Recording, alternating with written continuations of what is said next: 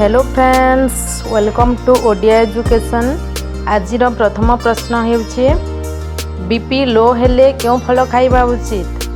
यार उत्तर है कदली।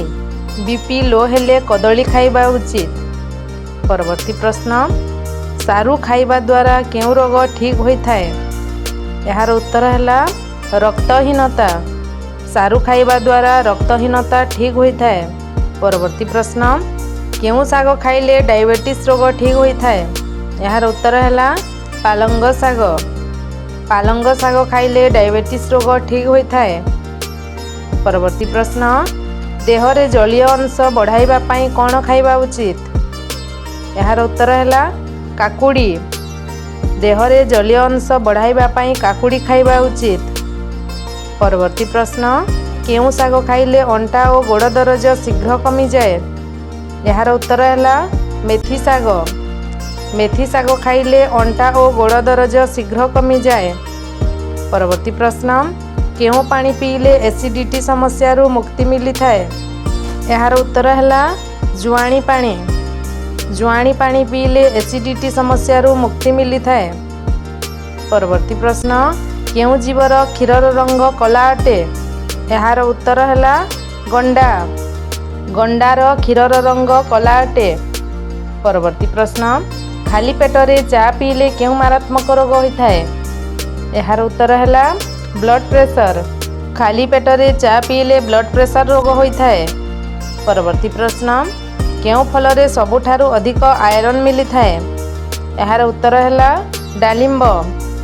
डालिंब फलरे सबुठारु अधिक आयरन मिली थाए। परवर्ती प्रश्न महू सहित कौन खाइले दृष्टि शक्ति प्रखर होता है। यार उत्तर है अश्वगंधा। महू सहित अश्वगंधा खाइले दृष्टि शक्ति प्रखर होता है। परवर्ती प्रश्न केउं जीवर बेक सबुठारु लंबा अटे। यार उत्तर है जिराफ। जिराफर बेक सबुठारु लंबा अटे। परवर्ती प्रश्न अधिक मटन खाइबा द्वारा केउं रोग होता है। यार उत्तर है ब्लड प्रेशर।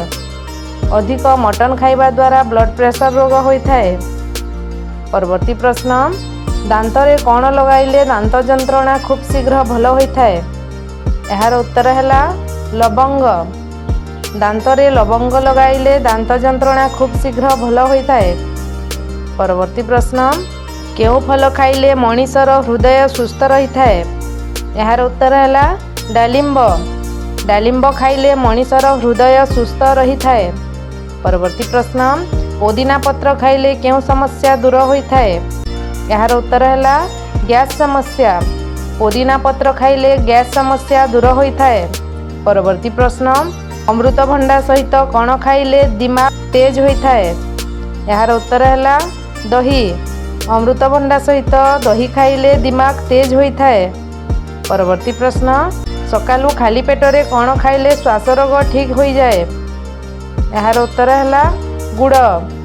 सकालू खाली पेटरे गुड़ खाइले श्वास रोग ठीक हो जाए। परवर्ती प्रश्न केउं रस को सेवन करने द्वारा रक्त विशुद्ध होता है। यार उत्तर है निम्बपत्र और तुलसी पत्र।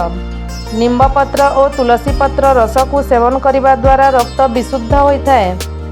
परवर्ती प्रश्न आखि को कम देखा जाउथिले कौन खाइले आखि ठीक हो जाए। यार उत्तर है बिलाती रस। आखि को कम देखा जाउथिले बिलाती रस खाइले आखि ठीक हो जाए। केउं पशुर क्षीर पीले निशा होता है। यार उत्तर है हाथी। हाथीर क्षीर पीले निशा होता है। तो फ्रेंड्स आज एतिके किछि क्वेश्चन एंड आंसर रहितला। जदि वीडियोटी भल लागिला तेबे निश्चित भावे लाइक शेयर एंड सब्सक्राइब करंतु। पुणी किछि नवा शिखिबा नेक्स्ट वीडियो रे। धन्यवाद।